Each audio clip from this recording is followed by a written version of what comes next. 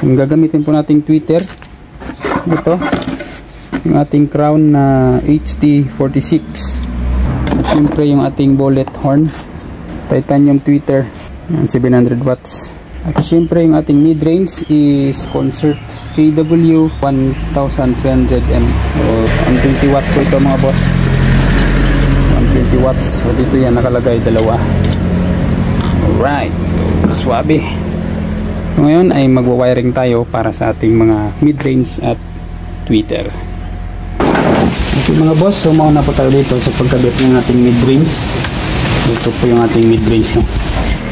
So yung ginagamit ko pong capacitor para sa aking mid-range is ito, 6.8 microfarad, 50 volts. Yan po yung ginagamit ko mga boss, no? Nilalagay ko lang po dito sa positive ng wire natin. Hinihinan ko lang po yan.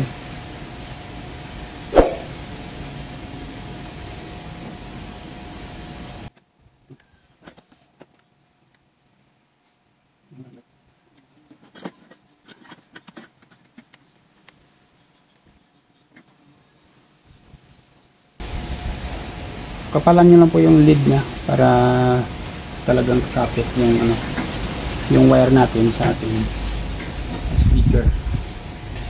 So dito yung capacitor ilalagay natin sa positive at yung ito ilalagay natin sa negative. Hindi na po ako naglalagay ng resistor dito mga boss na pag sa mid range.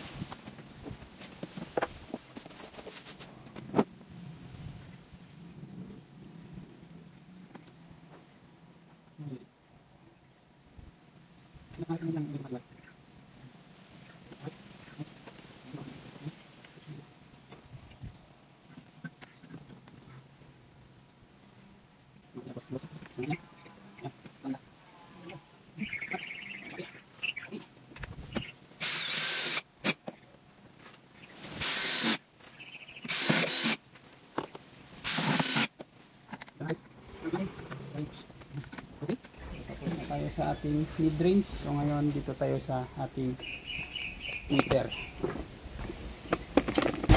Alright, so muna tayo dito sa ating crown tweeter, no? So dito sa crown natin gumagamit ako ng capacitor na ang value ay merong 3.3 microfarad, 50 volts. At magsisiris ako nito mga boss ng 5 watts resistor na 10 ohms. Ayan, sinisiris ko lang yan mga boss. Bali dito yung ating resistor na 5 watts, dito natin yan ikakabit sa positive ng wire na papuntang amplifier. Ayan. Siyempre hinangin lang natin para maging kumapit siya.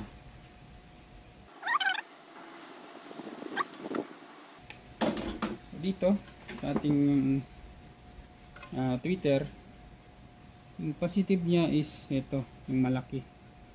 Ito naman yung negative. So yung positive, yung ating terminal ng ating tweeter, diyan natin ikakabit yung ating capacitor. Yan, kaganyan yan.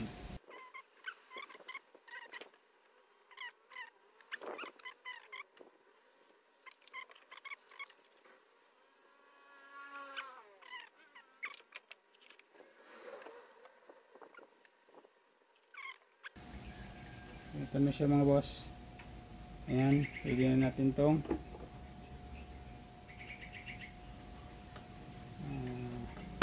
i-screw. So, ganyan lang mga boss, no?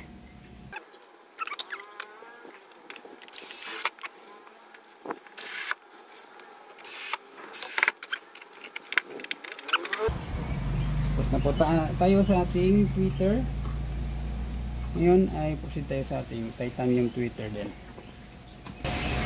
Okay, sa ating titanium tweeter meron siyang dalang capacitor na merong value na 3.3 din.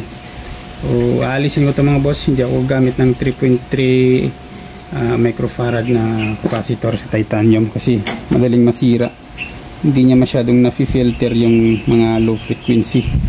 So instead na 3.3 mga boss, papalitan natin ito ng 2.2 microfarad. So ito po yung ating papalit, no? 2.2 microfarad. At magsisiris din tayo mga boss ng 5 watts na resistor na 10 ohms. Isiris natin yan dito. So sa pagkabit ng titanium tweeter mga boss, yung resistor na 5 watts na 10 ohms ay ihinang natin sa positive wire na papunta sa ating amplifier. At yung capacitor naman ay yun yung ikakabit natin sa positive terminal ng ating titanium tweeter. At yung negative ng wire ng speaker wire ay kakabit natin sa negative na terminal ng ating titanium tweeter.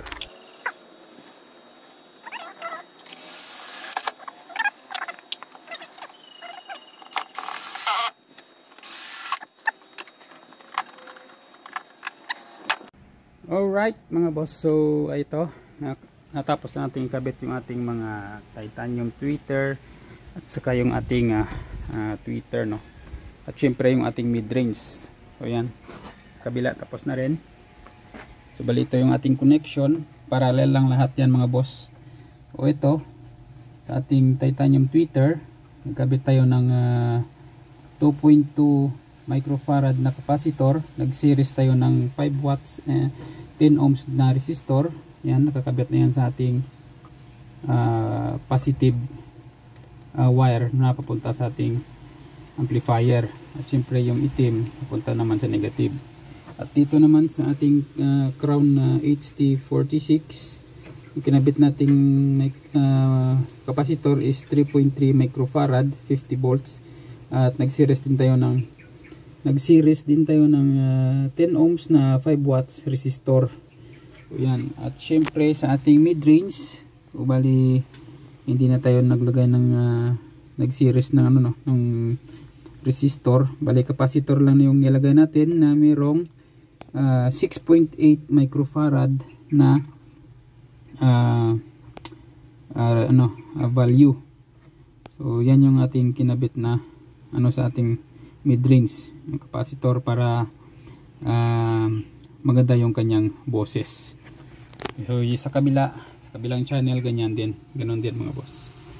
So, tapos natin ikabit yung ating mga speaker at ng ating mga tweeter at mid-range. So ngayon dito naman tayo muna sa likod